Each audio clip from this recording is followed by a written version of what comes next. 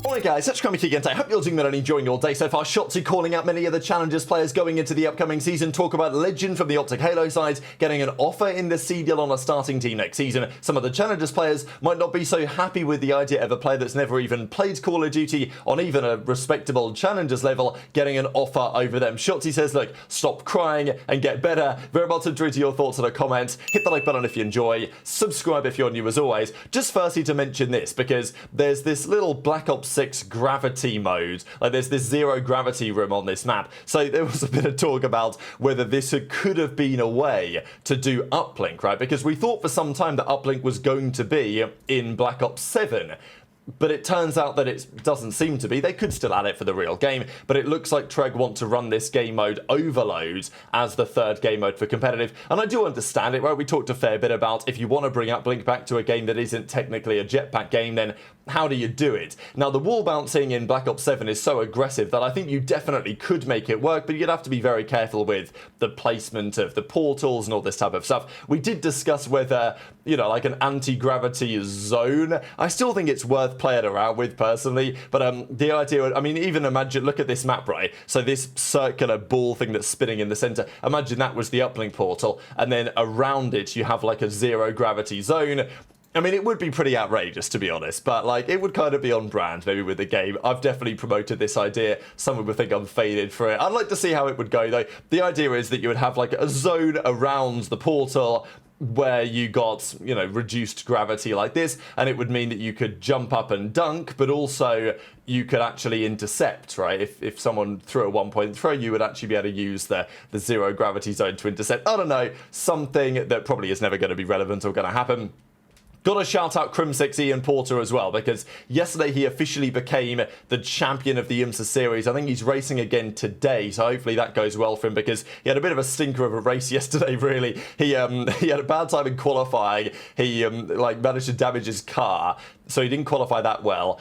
Then he turned up on the grid and got himself a grid penalty for pulling into the wrong grid box, even though he actually pulled into a worse position than he should have been, but still got penalised for it, which feels a bit unfair, but it is what it is. Then he made a load of overtakes, and then his car broke again, so he then dropped down the field, but he did enough in that race to secure himself the overall bronze championship. So there's the team championship, there's the overall championship, and then Kremp is a bronze-rated driver, mainly because I think he got in because he's like over 30, and that's actually very important for Kremp, because he's basically the best in this series in his classification, which is very important in terms of getting spotted in that classification for further ranks, because, you know, a lot of the drivers in F1 and stuff, they've driven karts since they were like 4 or 5 mostly, whereas for drivers who get into racing properly when they're like 30 plus, it's a different level, and as a result, but it doesn't mean that he can't go and race in Le Mans and other great championships, because they do have opportunities for bronze categorized drivers. So last year Kremp was basically just running circles around plumbers, right? Like he was playing pubs last year. This year, I mean, this championship was a significant step up in terms of competition, and he's won that as well. So yeah, congrats to Porter. Look, this guy just wins, right? This is what he does. So I'm not massively surprised. And the pictures every race weekend are very cold indeed. So yeah, wishing Porter the best for, well, obviously the race today and whatever he's going to do next season as well, because he came to this championship to win the bronze division. That's what he's done. He would have probably liked to do better in the overall, but he wasn't far off really being the best overall. So this guy clearly got a pretty good mentality, Porter. Maybe if he, you know, switched to COD, he could do pretty well there as well. Now, let's talk about BO7. Of course, it's coming out middle of November to our understanding. We did a quick discussion on the Dope Trick show the other day about what we like about the game, what we're not so keen on. I don't think these are necessarily like hates in the dislike category. You know, I'm never gonna support Gunsmith and everything, but because Trey's like he doesn't think the wall bounce is necessary. Don thinks the maps are not bad, but certainly not the best thing about the game. Largely our thoughts on additional things we'd like to add were, you know, maps, right? I'm always gonna say add strongholds, and I'm gonna say that until it eventually gets remastered. But let's talk about some of this drama in terms of who's going to get in the Pro League next year. We discussed it earlier today, the rumours around OpTic Lqgend, right? So there's a rumour that Legend's getting linked to Surge. We weren't really sure what Surge were going to do. There was a rumour for some time they were going to pick up the entire OMIT team, but it seems that it depended on which coach they decided to bring in, and maybe they now have made a decision on that front. No announcement as of recording, but the Legend is going to be an option there. Now, it makes a lot of sense. if you are a team further down the pecking order in the Pro League, you've not got your team locked in yet, what are your options out there? Are you going to go and pick up a Challengers team? Look, you could potentially, if you're Surge, go pick up Craze, Mumba, Vivid and Mac. Pick up the Omit team, right? They knocked FaZe out of the World Cup, but did they go much further than that? No. I know that there is talk about the idea of picking up a full Challengers team, putting them in the Pro League. Look, if I was running a team, I don't think I really like that idea. I think it's not like there isn't talent in Challengers. We know that there very much is. Mercules is one very great example in recent times. But if you do pick up a full Challengers team, you are kind of admitting that you're not going to win anything, right? Like, you're maybe accepting that if the team does really well, maybe you could get top 6, maybe you could be the 6th best team, but anything better than that is probably never going to happen. If you want to give your team the potential of actual upside, that's where you want to look a little bit outside of the box. And with a ton of Halo players coming over, it's kind of a no-brainer to at least look at somebody like Legend, but others might not necessarily agree. We know that Blastful from Warzone is coming back alongside Shifty TV. They're looking to run it up. I think they were talking about that, you know, just the other day. And yeah, so Warzone copped to start up again, he says, on the 9th of October. But he also says this, right? Looking for 2 demons with Shifty that'll match the passion. So with 100 Thieves Warzone getting released, feels like that's another step for him. So there are a ton of players who are looking to make either a return to competitive Call of Duty or are coming in for the very first time. We know that Beans is pretty nice with the sniper rifle. There was a little clip that he put out here yesterday as well, and whether the sniper's going to be allowed, a good question. Pretty sure that Beans is going to be on the Cloud9 team going into the upcoming season. We believe that he may well have signed a contract over there. As I say, will snipers be allowed? I don't know, but that was a pretty nice couple of shots there from the, well, the EU Dashy, the fat Dashy, whatever you want to call him. Those were his nicknames a couple of years ago anyway.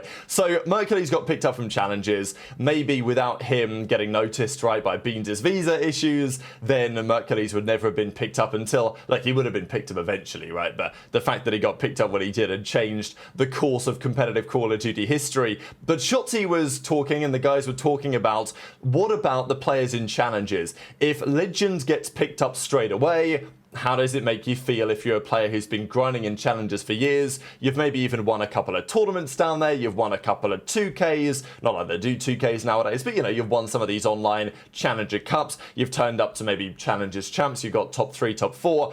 And you're a notable name. Maybe you used to be a pro player, but it's going to be difficult for you to get a spot back into the Pro League. And Shotzzy gives a couple of thoughts on this, implying that, like, it doesn't really matter what you think. What matters is how good you actually are and whether teams are going to take that seriously. So I'll share that clip in addition to Shotzzy really getting to grips here with the movement, right? We've seen a lot of clips, but there's some pretty remarkable stuff that you could do here. I find a lot of the wall bouncing, especially when you can kind of go back on yourself, pretty crazy. I mean, you see him do it a number of times here in this clip when he's using the wall bouncing. So, you know, uses it pretty standard way to get up here, but then he bounces off this wall to go backwards. This, I think, is, you know, we're seeing a lot of gunfights that are going to go like this in the game. And even this one, when he comes out to the left and then jumps back and nearly gets back into the window. So, yeah, I mean, every day there's a new clip from BO7 in terms of the movement, but this is what Shotzzy has to say in terms of the players that might be so good at the movement, but still want a spot in the Pro League. Yo, mates, Challenger players gotta be pissed if Legends getting picked up, right? They gotta be pissed. Let them be pissed, bro. That's the Get reality. camo? They were pissed when my team picked up Capsidal. And then Ooh, forgot Capsidal about was camo. shitting on people. Like- Life ain't fair, bro. Get over it.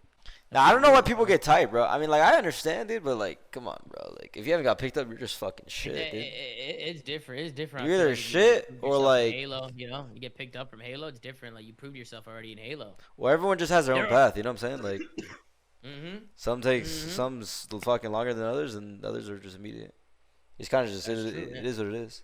Undeniably, the competition for getting in the CDL this year is arguably greater than ever, right? Because if there was ever a year to expand, this would have been a nice year to expand, and maybe we've still got another couple of poverty orgs to get rid of before that happens. But the point is that this year more than ever, we've got players wanting to keep playing BO7. There was a couple of players that looked like they were going to retire, right? I mean, Bance, for example, he implied after the World Cup that he was going to call it a day. Now he's implied that, well, you know, maybe I'll give it one more go. Illy, for example, grinded challenges last year. There were thoughts as to whether he was going to call it a day, but that's certainly not his implication, right? He looks like he wants to come back as well. So a ton of Challengers players are going to continue to play. The Mercules effect is also going to be a consequence, right? People are going to look at that and say, okay, damn, Mercules just did get picked up and won the World Championship back-to-back. If I got picked up, I could help a team in a similar way. And also, pro teams are going to think similarly. They're going to be like, damn, our team sucks. OpTic sucked last year. Could we try and find another Mercules, right? Find him down in challenges. So I think it's giving more inspiration for more people to play because, you know, they think there could be actual opportunities here on the horizon this year, and the game is probably going to be more fun than the last few years. So challenges is going to be stacked the upcoming season, not just with players who could have called it a day in challenges and have been there for some time, former pro players who are dropping down, but also Warzone guys coming in, Blast, Shifty, maybe others as well. And then, of course, the HyDra contingent. And this is the big talking point, maybe with Renegade and Bounds, definitely with some of the Cloud9 HyDra guys, among others, that are looking to make the transition with the HS coming to an end, at least for the time being. And Legend, of course, is the big name one, right? From OpTic, he's made the implication that he wants to come to Call of Duty for the longest time of all of those guys. Hex even said that the conversations have been had.